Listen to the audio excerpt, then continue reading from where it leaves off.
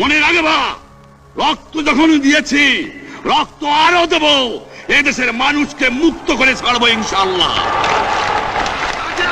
Slogan দিয়ে অভিবাদন দেন, শেখ মুজিবের পথ ধরো, বাংলাদেশ স্বাধীন করো, মুজিব ভাইয়ের পথ ধরো, বাংলাদেশ স্বাধীন করো, বাটের মাঠে তৈরি করো, বাংলাদেশ স্বাধীন করো, বীর বাঙালি অস্ত্র ধরো, বাংলাদেশ স্বাধীন করো।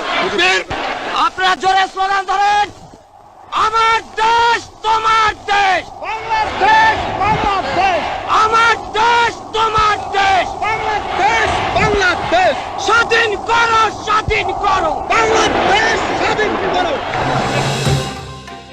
ঐতিহাসিক ৭ই মার্চ বাংলাদেশের স্বাধীনতা যুদ্ধের এক স্বর্ণাক্ষরে লিখে রাখার মতো দিন। বিকেল ৩:২০ বঙ্গবন্ধু শেখ মুজিবুর রহমান ঢাকার রেসকোর্স ময়দানের মঞ্চে ওঠেন। ফাল্গুনের সূর্য তখনও মাথার উপর। মঞ্চে আসার পর তিনি জনতার উদ্দেশ্যে হাত নাড়ান। দরাজ কণ্ঠে তার ভাষণ শুরু করেন। ভাইয়েরা আমার, আজ দুঃখ ভারাক্রান্ত মন নিয়ে আপনাদের সামনে হাজির হয়েছি। ভাইয়েরা আমার, আজ দুঃখ ভারাক্রান্ত মন নিয়ে আপনাদের সামনে হাজির হয়েছি। ৭ই মার্চ বাংলাদেশের স্বাধীনতা সংগ্রামে এক গুরুত্বপূর্ণ দিন। ১৯৭১ সালের এই দিনে ঢাকার রেসকোর্স ময়দানে শেখ মুজিবুর রহমান পাকিস্তানি শাসক গোষ্ঠীর বিরুদ্ধে চূড়ান্ত হুঁশিয়ারি দিয়েছিলেন। ঘোষণা করেছিলেন, এবারের সংগ্রাম মুক্তির সংগ্রাম, এবারের সংগ্রাম স্বাধীনতার সংগ্রাম। দুঃখের বিষয়, আজ ঢাকা, চট্টগ্রাম, খুলনা, রাজশাহী, রংপুরে আমার ভাইয়ের রক্তে রাজপথ রঞ্জিত হয়েছে। আজ বাংলার মানুষ মুক্তি চায়, বাংলার মানুষ বাঁচতে চায়, বাংলার মানুষ তারা আজ তার অধিকার চায়। এবারের সংগ্রাম আমার মুক্তির সংগ্রাম, এবারের সংগ্রাম স্বাধীনতার সংগ্রাম। বঙ্গবন্ধু শেখ মুজিবুরের এই ভাষণের মাধ্যমে দেশের শাসনভার জনগণের হাতেই তুলে দিয়েছিলেন। ক্ষমতাকে কি করে নিয়ন্ত্রিতভাবে সকলের কল্যাণে ব্যবহার করতে হয় তাও বুঝিয়ে দিয়েছিলেন। শিখিয়ে দিয়েছিলেন আত্মরক্ষামূলক কিংবা প্রতিরোধক সমর নীতি, যুদ্ধকালীন সরকার ব্যবস্থা এবং অর্থনীতিও। সেই বার্তা ৭ কোটি বাঙালির হৃদয়কেও বিদ্যুৎ গতিতে স্পর্শ করেছিল। ৭ই মার্চের ভাষণ শুনে ঢাকায় রাষ্ট্রপতির বাসভবনে বাঙালির রাঁধুনি ইয়াহিয়া খানের জন্য রান্না বন্ধ করে দিয়েছিল। ২৫শে মার্চ পর্যন্ত দেশের প্রতিটি মানুষ ইয়াহিয়ার শাসনকে অগ্রাহ্য করে শেখ মুজিবুরের নির্দেশ অক্ষরে অক্ষরে পালন করেছিল। সেই রাতে পাকিস্তানি শাসক মুজিবুরকে গ্রেফতার করে। গ্রেফতার হওয়ার পূর্বেই তিনি আনুষ্ঠানিকভাবে স্বাধীনতা ঘোষণা করেন। বাংলার দামাল ছেলেরা হাতে অস্ত্র তুলে নিয়ে ৯ মাস যুদ্ধ করে পাকিস্তানিদের বাংলার মাটিতে পরাস্ত করে ১৬ই ডিসেম্বর স্বাধীনতার লাল সূর্য ছিনিয়ে এনেছিল।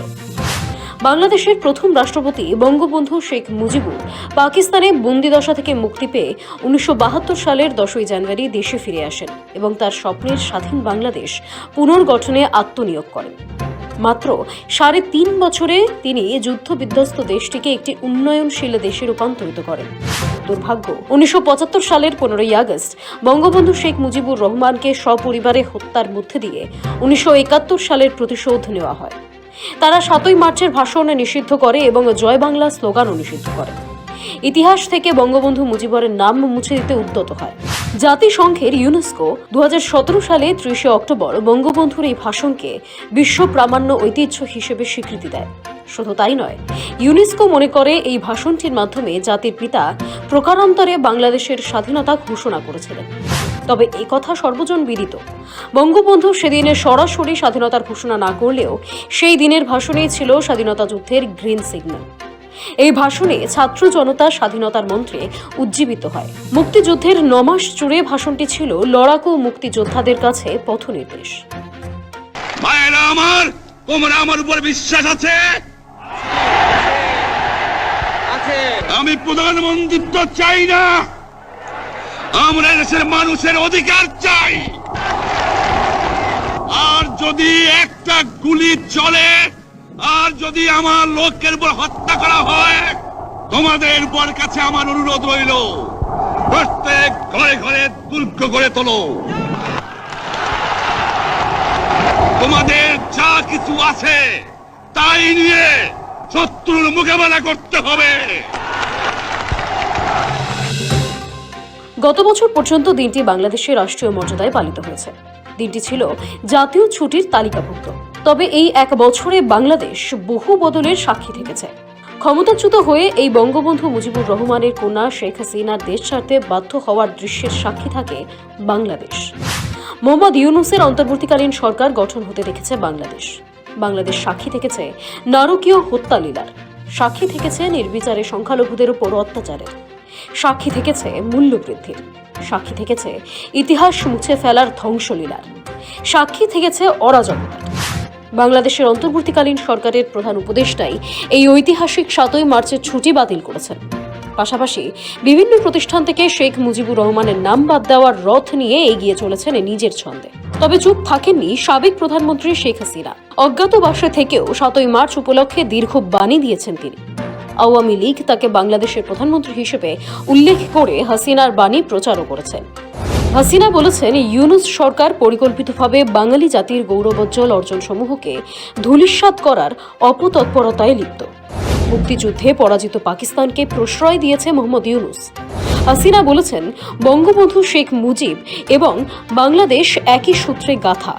পূর্ব বাংলার মানুষের ন্যায্য অধিকার আদায় এবং পৃথিবীর মানচিত্রে তাদের জন্য একটি স্বাধীন ভূখণ্ড প্রতিষ্ঠার লক্ষ্যে জাতির পিতা শেখ মুজিব পাকিস্তানিদের বিরুদ্ধে দীর্ঘ ২৪ বছর লড়াই সংগ্রাম করেছেন। জেল, জুলুম, অত্যাচার সহ্য করেছেন এবং সকল আন্দোলনকে নেতৃত্ব দিয়েছেন। একমাত্র তিনিই ছিলেন হাজার বছরের শোষিত বঞ্চিত বাঙালিদের মধ্যে সবচেয়ে বলিষ্ঠ কণ্ঠস্বর। ব্যুরো রিপোর্ট, সময়, কলকাতা।